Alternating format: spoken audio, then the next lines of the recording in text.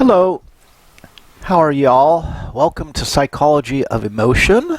My name's Mark. I'm going to be your instructor, and here we go with what I hope to be a fruitful and productive and useful online semester. So, we've got one semester of online under our belt with this course, and you know, everyone survived. So I'm feeling confident that we can do so again this semester. And let's talk a little bit about the course. I've been teaching this course now, I think this is the 4th or 5th year, and I was delighted when the department offered me the course. They said, "Hey Mark, you want to teach Psych of Emotion?" I said, "Oh my God, I sure do." This was my dissertation research area. I was studying non-conscious emotion. And this entailed trying to prime non-conscious emotions and then measure non-conscious emotions. That's kind of tricky in and of itself. More on that when we get to the emotion and research lecture. So, couple of things. The way the course is going to operate, it's largely team-based. Most of your homework assignments derive at least half your grade probably from homework, right, are team-level assignments. And this is just the reality. We're in a crunch now. We have super high enrollments, and for my course assistant and I to keep up, we really have to start using teams for assignments to diminish our grading burden. The advantage to this, and I think it's a strong advantage, is by using teams, then it creates the opportunity for you guys to interact with your fellow Buckeyes, to process information more thoroughly, and have some time together. We don't have our classroom with us now for any of the classes I teach, and a lot of us are kind of hurting for some interaction with fellow students and fellow faculty. So I think it's a good opportunity. I think it capitalizes on what we've been dealt. And that's the issue. We have been dealt something. I feel bad for you guys. The pandemic and the pandemic response has just been a bad joke. I teach organizational psychology. I teach personnel psychology. I'm kind of business-oriented, or maybe not business-oriented, but systems-oriented. And the systems that were in place for dealing with the pandemic, for testing, and now with vaccine distribution are just a horrible joke. I can't believe that we're doing so poorly in that regard. We're capable of doing so much better. And hopefully we will move to a point where we are doing better in this regard. Emotionally, what does this do to us? Well, you know, for a lot of you guys, and let's go back a year, when we look at spring break last year, and people were in the situation of, I warned my classes, I said, we might not come back from spring break, and lo and behold, we didn't. And I felt so bad for so many students, especially the graduating seniors, right? It's not what they were planning for, but yet we have to adapt, right? And though we're sad, angry, and any other emotions, I'm finding the more I study emotion, the more I learn about it, that we have to acknowledge our emotions, we have to experience them, and then maybe think in terms of alternative emotional responding as we're able to manage that. So we have got a lot to do this semester. Your textbook is The Social Psychology of Emotion, and yes, I'm a social psychologist, so that kind of makes sense. I like the textbook. It's relatively inexpensive. It's a nice read. It's not super fat. And the way it's going to work, the core or the backbone of our course is the 10 chapters of the book, right? And to keep yourself straight on the lectures, and you have in Carmen, you have both the video lectures and you have the honest to God lecture PowerPoints. So you have both ways to consume the material as well as your textbook. Any 1.0, 2.0, any lecture notes or video lectures that are 0.0, or no designation, just a whole number, are straight off explanations of the textbook chapter. Okay. obviously somewhat abbreviated, not the entire chapter contents, right? But then if you have any lectures that are like 1.3 or 6.2, when you get to the 0.2, when you have that decimal in there, what that means is that's a lecture that doesn't come from the textbook. That's something I've written specifically for the course. And I've had a lot of opportunity to research emotion, so obviously I've had a lot to write. You can see there's almost 20 lectures when you get right down to it rather than 10. So we're going to move through those in order, and that's the way the course is designed. Homework assignments, I describe them in the lectures themselves, so that I think makes the homework a little easier, and I hope the clarification is in the right place there. There will be a paper, and we'll talk more about that later, so you will have to do a paper.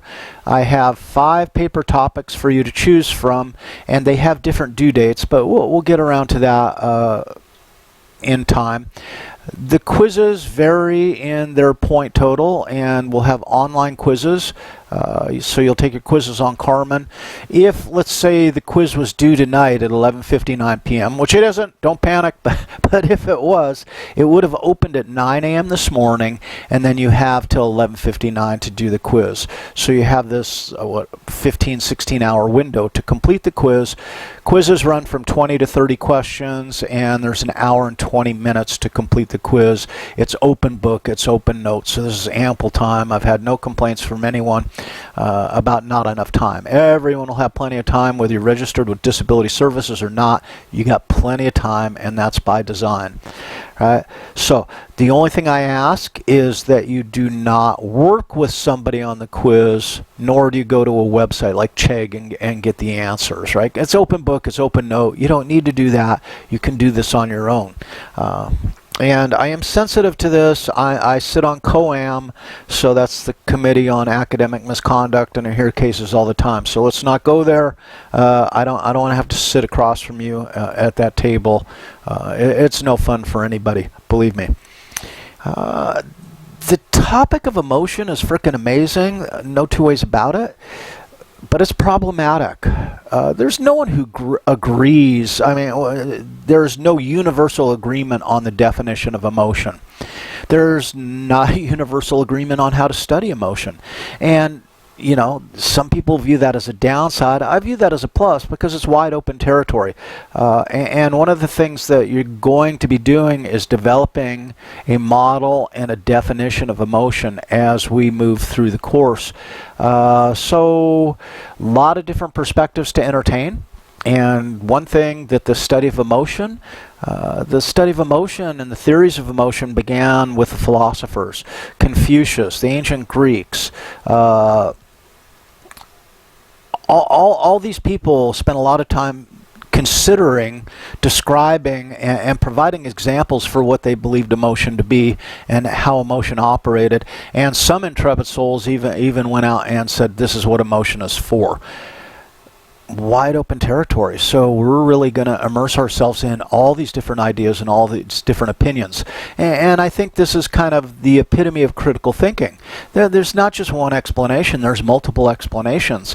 And we'll find that explanations of emotion differ, and their relevance differs on the basis of the context. So this makes us good critical thinkers, because in this particular situation, it's probably best to conceptualize emotion this way.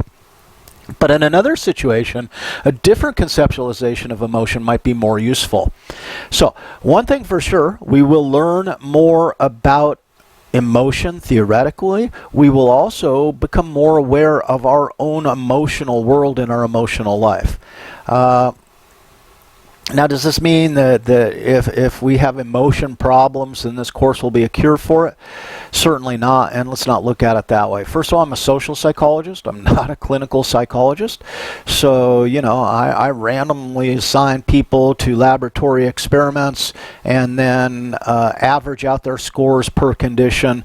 So the individual aspect of psychology kind of escapes me. That's something that a clinician and their client work through. But when we look at experimental social psychologists, they think in terms of probability. They think in the results of observing large numbers of people who've been randomly assigned to experimental conditions. So I kind of come from a different world. And just a little bit about me. I graduated with my PhD from Ohio State Social Psychology in 2006. I started there in 1999, right after receiving my bachelor's degree in psychology and social behavior from the University of California at Irvine. So that's a little bit about my background. I've been here now. This is my 19th year. I'm finishing up my 19th year of teaching at Ohio State. I teach 8, 9, 10 different classes, usually 4 different classes a year, so I'm in a semester. So this semester is Psych of Emotion, Psych of Motivation, Personnel Psychology, Scientific Personnel Selection, and Psych and Law. So it keeps me busy, and for this class, since we went last semester, this class goes every semester, we're pretty mature, we're pretty fully well prepared. For the classes, I'm kind of just staying one step ahead of the game. The pandemic has thrown us a gigantic curveball, and hopefully, boy, I don't know about you, but I'm looking forward to getting vaccinated ASAP, and I'm ready to come back and join us face-to-face in the fall, because there's nothing I love, well, I shouldn't, one of the things I love most, let me put it that way, is to be in the classroom, and to be in the classroom with you guys. The exchange of energy, there's nothing like it, and I truly love that.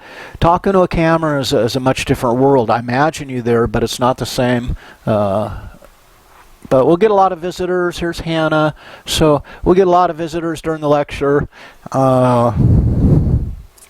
Your videos will be on Carmen. Everything's on Carmen, so we'll just move through it. And don't forget, look at Carmen. The module section is where you need to go.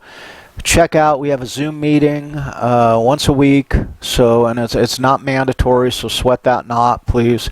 But I'd love to see you there, and that's really the place to get clarification, to be prepared, having consumed the material, considered the assignment, and then come to the Zoom session to ask questions and gain clarification, or just hang out and talk with each other. So, again, my name's Mark, and I wish you the best, and I'm looking forward to, and I'm excited for us to start this course. So, see you later.